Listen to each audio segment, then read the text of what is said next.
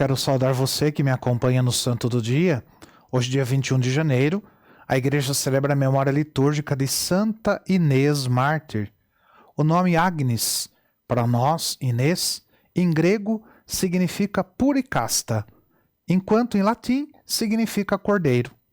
Para a igreja, Santa Inês é o próprio símbolo da inocência e da castidade que ela defendeu com a própria vida.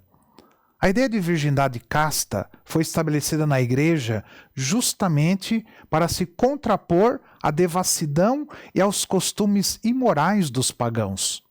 Inês levou às últimas consequências a escolha que fez a esses valores. É uma das santas mais antigas do cristianismo. Sua existência transcorreu entre o século III ou século IV, sendo martirizada durante a 10ª perseguição ordenada contra os cristãos, desta vez imposta pelo terrível imperador Diocleciano em 304. Inês pertencia a uma rica, nobre e cristã família romana. Isso lhe possibilitou receber uma educação dentro dos mais exatos preceitos religiosos, o que fez tomar a decisão, é claro, bem precoce, de se tornar esposa de Cristo. Com apenas 13 anos, já era cheia de pretendentes por causa da sua beleza.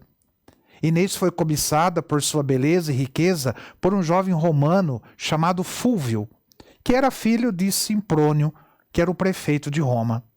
Fúvio fez o pedido de casamento formal à família. Inês, porém, não aceitou por causa da sua consagração a Deus. Fúvio, indignado, denunciou Inês como cristã. Aliás, essa foi a causa que desencadeou seu suplício e uma violenta perseguição contra os cristãos. A narração que nos chegou conta que o rapaz, apesar das negativas da jovem, tentava cortejá-la. Seu pai, indignado com as constantes recusas que deixavam seu filho inconsolável, tentou forçar que Inês aceitasse seu filho como esposo, mas tudo em vão. Numa certa tarde de tempestade, o rapaz tentou tomá-la nos braços, mas foi atingido por um raio e caiu morto aos seus pés. Quando o prefeito soube, procurou Inês com humildade e lhe implorou que pedisse ao seu Deus pela vida do seu filho. Ela, erguendo as mãos e voltando os olhos para o céu, orou para que Nosso Senhor trouxesse o rapaz de volta à vida terrena, mostrando toda a sua misericórdia. O rapaz voltou e percebeu a santidade de Inês e se converteu e se tornou cristão. Porém, seu pai, o prefeito, viu naquela situação como um sinal de poder dos cristãos e resolveu aplicar a perseguição decretada por Diocleciano, assim de modo implacável. Outro homem que tentou agarrar Inês nua no prostíbulo, ele ficou cego por causa da luz que a protegia. Ao ver o homem cego, porém, Santa Inês rezou por ele, perdoou e ele pôde ver novamente, convertendo-se também. O homem passou a ver não uma jovem nua, mas uma filha de Deus, da qual emanava o amor de Deus, que equilibra e coloca as paixões humanas em seu devido lugar. Segundo o prefeito de Roma, Inês fora denunciada e por isso teria que ser enviada para a prisão. Mesmo assim, ela nunca tentou se livrar da pena em troca do casamento que fora proposto em nome do filho do prefeito, e muito menos negou a sua fé em Cristo. Preferiu sofrer as terríveis humilhações de seus carrascos que estavam decididos, a fazê-la mudar de ideia através da força. Arrastada violentamente até a presença de um ídolo pagão para que o adorasse, Inês se manteve firme em suas orações a Cristo. Depois, foi levada a uma casa de prostituição para que fosse possuída à força, mas ninguém ousou tocar sequer num fio de cabelo, saindo de lá a mesma condição de castidade que chegou. Certa vez, assim, cada vez, a situação ela ficava assim fora do controle das autoridades romanas e o povo estava se convertendo em massa. E para aplacar os ânimos, Inês foi levada ao circo e condenada à fogueira. Mas o fogo prodigiosamente se abriu e não a queimou. Assim, o prefeito decretou que fosse morta por decapitação a fio da espada, naquele exato momento. Foi dessa maneira que a jovem Inês testemunhou a sua fé em Cristo. Seu enterro foi um verdadeiro triunfo da fé. Seus pais levavam o corpo de Inês e o enterraram num prédio que possuíam na estrada de Roma que conduz a Nomento.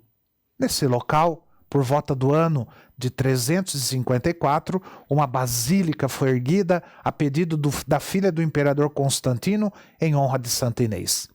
Trata-se de uma das mais antigas de Roma, na qual encontram-se suas relíquias sepultadas. 8 dias depois da sua morte, seus pais estavam desconsolados, rezando em seu túmulo. Então Santa Inês apareceu a eles para consolá-los. Ela estava cercada por várias jovens virgens e anjos, segurando um cordeirinho e um lírio. Ela relatou sua felicidade a seus pais, que desse momento em diante viveram felizes em Roma e perseveraram na fé. Havia um crânio no tesouro de relíquias do Santorum da Basílica de Latrão, em Roma, que há séculos era guardado como sendo de Santa Inês. Recentemente, foram realizados exames forenses sobre esse crânio e foi comprovado que se trata realmente do crânio de uma menina de 13 anos. Hoje, o crânio de Santa Inês está na igreja de Santa Inês em Agonia, localizada na Praça Navona, em Roma, onde está ali a Embaixada do Brasil. O cordeiro, na imagem de Santa Inês, simboliza Jesus Cristo, o Cordeiro de Deus, aquele que tira o pecado do mundo. Santa Inês abraça o cordeiro em seu peito, simbolizando o amor que ela tinha por Jesus Cristo, a ponto de dar a sua vida por ele. O cordeiro é um animal dócil e não sabe se defender.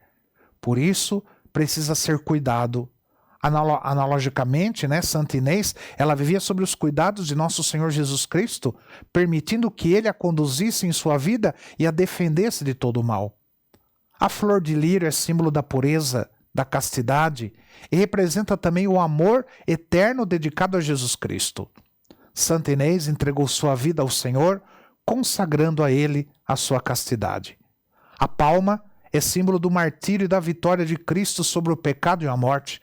Também representa a vitória dos santos sobre o pecado e a morte pela fé em Jesus Cristo. Santa Inês enfrentou as piores torturas e, por fim, a morte pelo fato de professar sua fé em Jesus Cristo. Por isso, ela leva a palma da vitória em suas mãos, pois enfrentando a morte por causa de Jesus e com ele, ela alcançou a vitória da vida eterna. Sua pureza martirizada faz parte até hoje dos rituais da Igreja.